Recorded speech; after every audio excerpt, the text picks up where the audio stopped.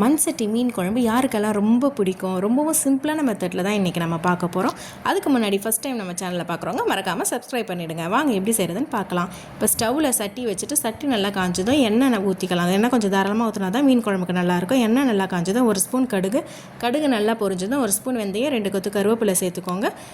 எல்லாம் நல்லா வதங்கணும். ஒரு 15 போல் சின்ன வெங்காயத்தை கட் பண்ணி அதையும் ஆட் பண்ணிக்கோங்க. வெங்காயம் நல்லா வதங்கினதும் ஒரு 3 பெரிய சைஸ் தக்காளி, பழந்தக்காளி, 3 பச்சை மிளகா அதையும் ஆட் பண்ணிக்கோங்க. தக்காளி நல்லா குழஞ்சதும் 1 கப் எல்லாம் சேர்ந்து அரைச்ச மிளகாத்தூள், குழம்பு மிளகாத்தூள் அதை ஆட் பண்ணிவிட்டு 1/4 ஸ்பூன் மஞ்சத்தூள் போட்டு நல்லா கலந்து விட்டுக்கோங்க. இப்போ ஒரு சொம்பு அளவுக்கு தண்ணி ஊற்றி தேவையான அளவு உப்பு போட்டு நல்லா கலந்து விட்டுட்டு மூடி போட்டு வச்சுருங்க. ஒரு கொதி வந்ததும் 2 பெரிய நெல்லிக்காய் சைஸ் புளி எடுத்து கரைச்சி வச்சுக்கலாம். அதையும் உள்ளே ஆட் பண்ணிவிட்டு மூடி வச்சுக்கோங்க. நல்லா மிளகாத்தூள் ஸ்மெல்லு போட்டோம். மிளகாத்தூள் ஸ்மெல் போனதுக்கப்புறம் இப்போ நம்ம வச்சுருக்க மீனை அதில் ஆட் பண்ணிக்கலாம்.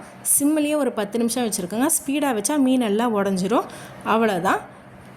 லாஸ்ட்டாக மல்லி இலை போட்டு இறக்கிடுங்க. அவ்வளோதான், சுவையான மண் சட்டி மீன் குழம்பு ரெடி.